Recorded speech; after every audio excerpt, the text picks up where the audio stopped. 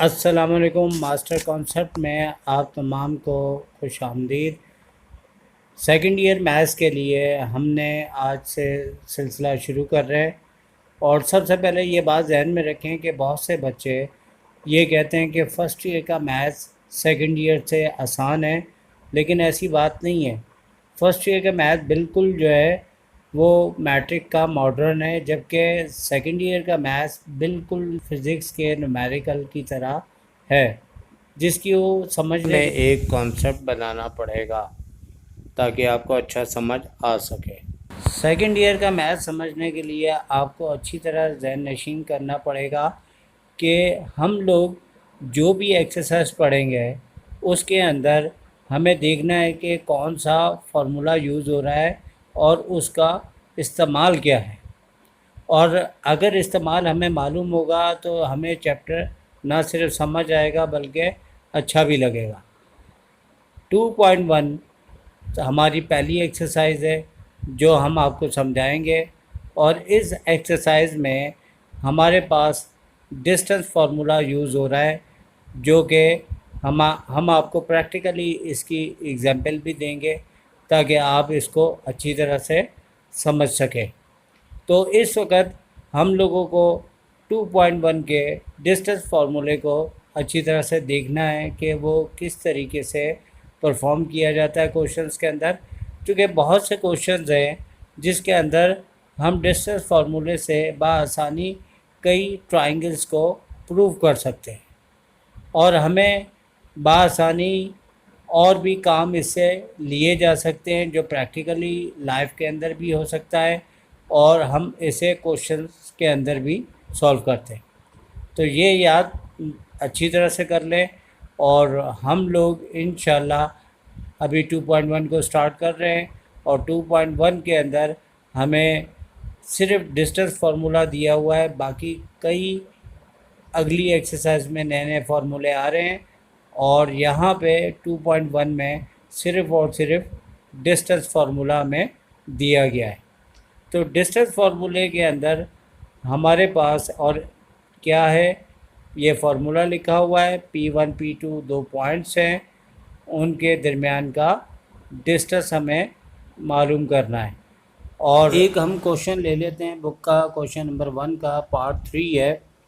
इसमें हमें A और B दो पॉइंट्स दिए है और फाइंड करना है डिस्टेंस AB का। और AB को फाइंड आउट करने के लिए हम फार्मूले की हेल्प से इसका डिस्टेंस निकालेंगे।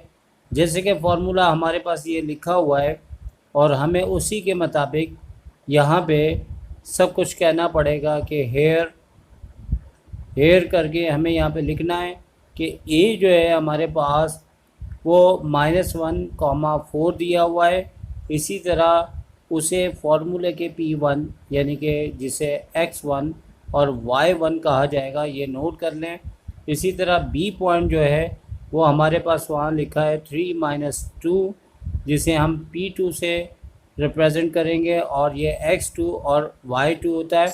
ये चीज़ आप अच्छी तरह से नोट कर लीजिएगा। यहाँ पे P1 और P2 दिए गए, और हमारे क्वेश्चन में ये AB के इक्वल है, लिहाजा हम AB के इक्वल रख देंगे P1 और P2 को, क्योंकि फार्मूले में जो नाम दिया जाता है वही लिया जाता है, जो हमारी रिक्वायरमेंट हो वो उसके मुताबिक चेंज हो जाती है। तो अब हम ये तमाम वैल्यूज़ को फार्मूले के अंदर रख देंगे। अब चूँकि फार्मूले के अंदर जो तब्दीली आई है वो ये आई है कि हमने जो जो जिसको कहा है उसकी जगह उसकी वैल्यू रख देंगे। जैसे X2 -X1 है तो X2 की जगह 3 और X1 की जगह -1 आ जाएगा। और इसी तरह Y2 -Y1 है तो Y2 हमारे पास -2 है, और फार्मूले का माइनस बीच में लगाने के बाद Y1 4 है। और इस तरीके से ब्रैकेट को क्लोज़ करते हुए हम स्क्वायर ब्रैकेट के ऊपर लगाएंगे, ठीक है। अब हमें इस फार्मूले को फर्दर आगे लेके चलना है, और हम फार्मूले में सॉल्व करते हुए 3+1 का होल स्क्वायर और -2 -4 का होल स्क्वायर हो जाएगा, और इस तरह से हमारे पास 4 का स्क्वायर और -6 का स्क्वायर यानी कि 16 + 36 आ जाएगा, और 36 आने के बाद हमारे पास इसकी 52 वैल्यूज़ हो गई। याद रखें कि जब कभी डिस्टेंस मालूम करते हैं तो उस डिस्टेंस का आंसर हमेशा यूनिट उसका लगाया जाता है, लेकिन इस टाइम ये भी देख लें कि अगर इसमें से कुछ फैक्टर बन के बाहर निकल रहा है तो निकाल देंगे। जैसे कि 52 के जो फैक्टर बन रहे हैं 2 × 2 है, और 13 अपना पेयर नहीं बना पाएगा जो कि वैसे ही रहेगा, और 2 पेयर बना के रूट से बाहर निकल आएगा, और रूट के अंदर 3 आने के बाद ये हमारा आंसर आ जाता है। लेकिन एक बात याद रखें कि अच्छी तरह से कि फ़ासला कभी भी रूट में नहीं बताया जाता, बल्कि इसका आंसर विदाउट रूट में बताया जाता है। क्योंकि अगर कोई शख्स फ़ासला पूछे तो हम उसे ये तो नहीं बताएंगे कि भाई यहाँ से फ़लानी जगह 2√3 किलोमीटर के फ़ासले पे, यकीनन उसको क्या समझ आएगी। तो हमें बेसिकली रूट का भी आंसर निकालना चाहिए, लेकिन बुक्स के आंसर के मुताबिक उन्होंने यहाँ छोड़ा है तो हम भी छोड़ सकते हैं। 2 क्वेश्चन आपके होमवर्क है, क्वेश्चन नंबर 1 और 2, ये सारे एक ही जैसे हैं।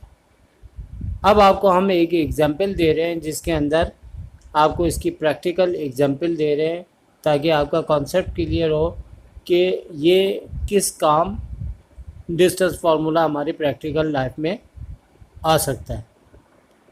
हमने एक पाकिस्तान मैप बनाने की कोशिश की है और उसमें किस हद तक हम कामयाब हुए हैं वो आप देख सकते हैं। हम अगर कराची को एक्सिस वाइज अपने ऑर्डर पेयर में देखें तो जो कराची की लोकेशन है वो 3 और -2 है, और लाहौर जिस जगह पे वाक़या है अगर हम एक्स और वाई एक्सिस के लिहाज से देखें तो वो हमारा ऑर्डर पेयर जो कि हम एल से ले रहे 8,4 बनता है। तो भाई इस एग्ज़ाम्पल में हम आपको ये बताना चाह रहे हैं कि कराची से लाहौर तक अगर स्ट्रेट रोड बनाया जाए तो वो रोड कितना लंबा होगा और स्ट्रेट रोड की लेंथ कितनी होगी ये भी मालूम कर सकते हैं, क्योंकि जो हमारे पास मैप होते हैं उनके ऊपर स्केल भी दिया होता है कि 1 यूनिट कितने किलोमीटर को रिप्रेजेंट कर रहा है। यहाँ हमने अपने तौर पे एक बनाया हुआ है स्केल जो कि हकीकत से करीब तर हो, कोशिश ये की जा रही है, लेकिन ज़रूरी नहीं है जो आए वो बिल्कुल हकीकी हो। तो सबसे पहले तो उस बात से पहले हम ये बात डिस्कस करेंगे कि कराची से लाहौर तक हम डिस्टेंस फार्मूला लगाएंगे। जैसे कि हमने साइड पे फार्मूला लिख के हमने वैल्यू फाइंड आउट की है, तो के से एल तक का डिस्टेंस 7.81 यूनिट आ रहा है, और फिर हमने जो स्केल लिया है और स्केल हमने लिया है 150 kilometre is equals to 1 unit. तो आए हुए डिस्टेंस 7.81 को अगर हम कराची से लाहौर तक का फासला मालूम करना चाहें तो हम 115 किलोमीटर को करेंगे 115 किलोमीटर इंटू 7.81, तो हमारे पास आंसर आ रहा है 898 किलोमीटर, जो तकरीबन फासला इतना ही होना चाहिए। लेकिन जैसे कि कहा ज़रूरी नहीं है यह आंसर बिल्कुल एक्यूरेट हो, ये तो हमने आपको एग्जाम्पल देने के लिए ये समझाने की कोशिश की है। लिहाजा मौजूदा रोड हमारा 1219 किलोमीटर तक का फासला है कराची से लाहौर तक का। अब एक क्वेश्चन लेते हैं जो बुक का क्वेश्चन नंबर 3 है, इसमें हमें फाइंड करना है y की वैल्यू, और डिस्टेंस फार्मूला ही यूज़ होगा इसमें। और हमारे पास 3 पार्ट्स है इस क्वेश्चन के, और सेकंड हम कर रहे हैं find the distance if the distance between 7 1 and 3y is 5 unit.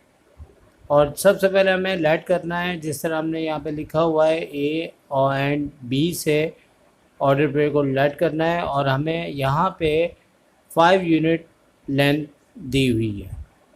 और पहले क्वेश्चन की तरह ए और बी पॉइंट हमने P1 P2 फार्मूले के तहत ले लिए, और लेने के बाद हमने इसे फार्मूला अप्लाई करते हुए, इसे प्लस माइनस करते हुए, -4 का स्क्वायर 16 और स्क्वायरिंग बोथ साइड लेते हुए हमने इसका रूट कैंसिल किया, और हमारे पास सॉल्व करते हुए एक क्वाड्रेटिक इक्वेशन बन जाएगी।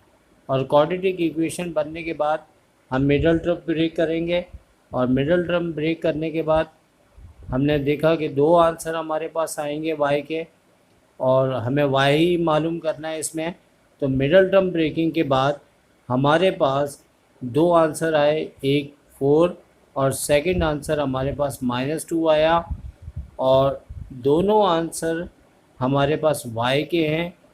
अब एक आंसर आने के बजाय y के 2 आंसर आए, और पहला आंसर 4, सेकंड -2, लिहाजा बी पॉइंट हमारे पास 2 आए, बी 3 4, और सेकंड आंसर जो आया वो हम लिखेंगे B-3 -2। ये 2 आंसर आए।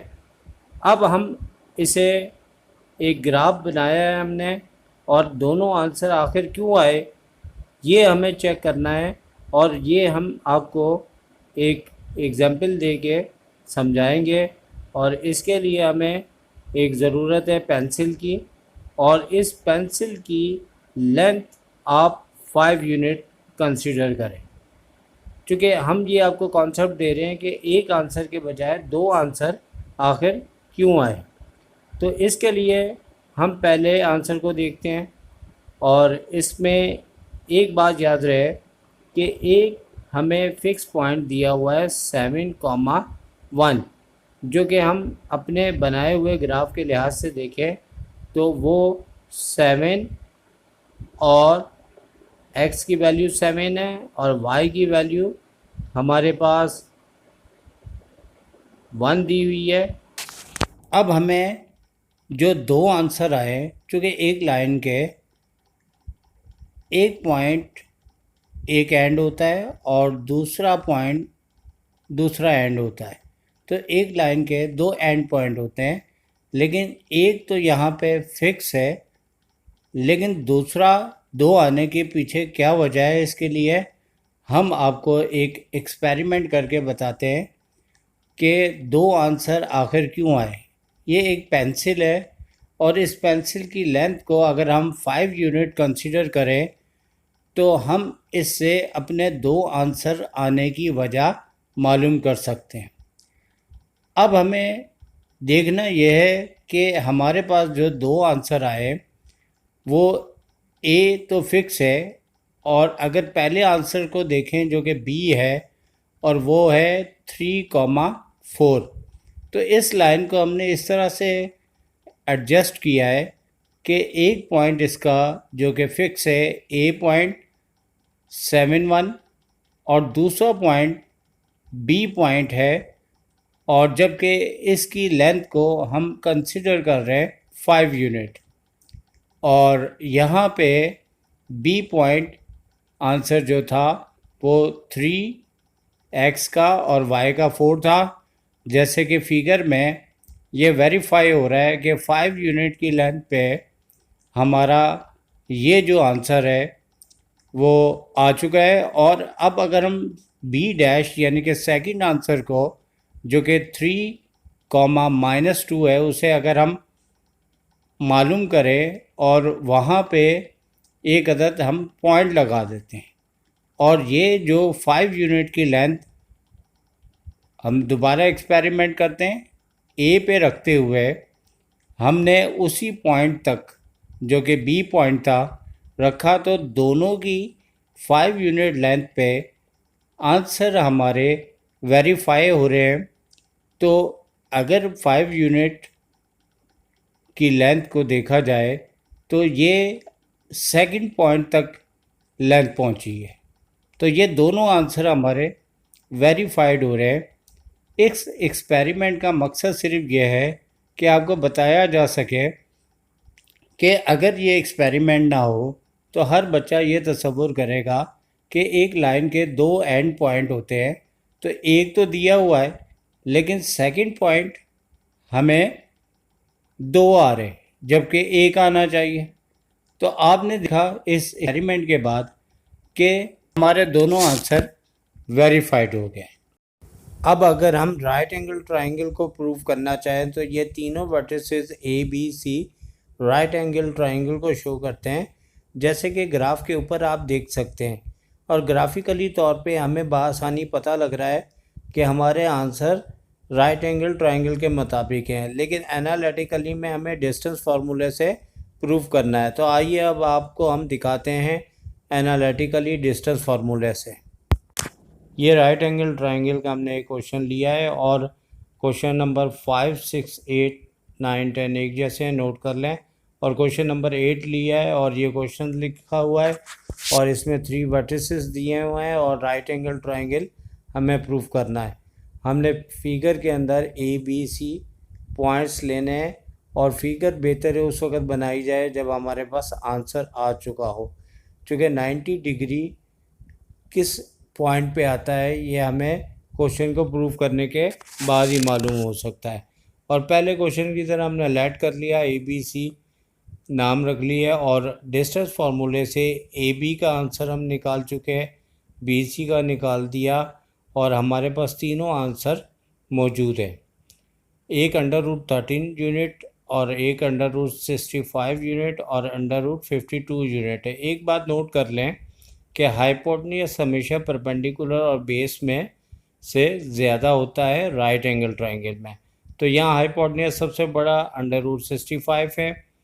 अगर हम कैलकुलेटर से इसे सॉल्व करें तो हमें मालूम लग जाएंगे कि तीनों वैल्यूज़ में सबसे बड़ा √65 है। और उसके बाद परपेंडिकुलर एक ले लिया, एक बेस ले लिया और उसी हिसाब से फिगर को एडजस्ट कर लिया हमने। लेकिन याद रहे कि फिगर हमारे आंसर आने के बाद ही ठीक बन सकती है कि चूँकि हमें पता करना पड़ेगा 90 डिग्री हमारा कहाँ आ रहा है। बी सी हमारे पास सबसे बड़ा आ रहा था और वही हाइपोटेन्यूज होगा। यकीनन ए जो है 90 डिग्री हमारे पास बन रहा है।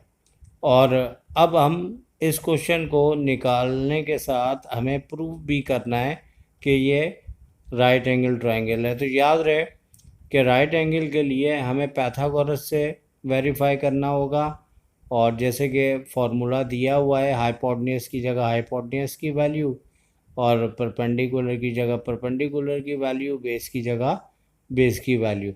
तो अब जैसे स्क्वायर से रूट सारे कैंसिल हो गए और हमारे पास 65 इज़ इक्वल्स टू 52 + 13 और दोनों साइडें हमारी एक जैसी आ गई हैं, जिससे ये बात वेरीफाइड हो गई है कि ये हमारे पास राइट एंगल ट्रायंगल दी हुई है। और राइट एंगल ट्रायंगल देने के बाद हम इसे प्रूव कर देंगे। तो ये हमारी 2.1 के चंद क्वेश्चंस थे जो आपसे हम लोगों ने डिस्कस किए। उम्मीद है कि आपको समझ में आए होंगे। अब आपसे हम इजाज़त चाहेंगे।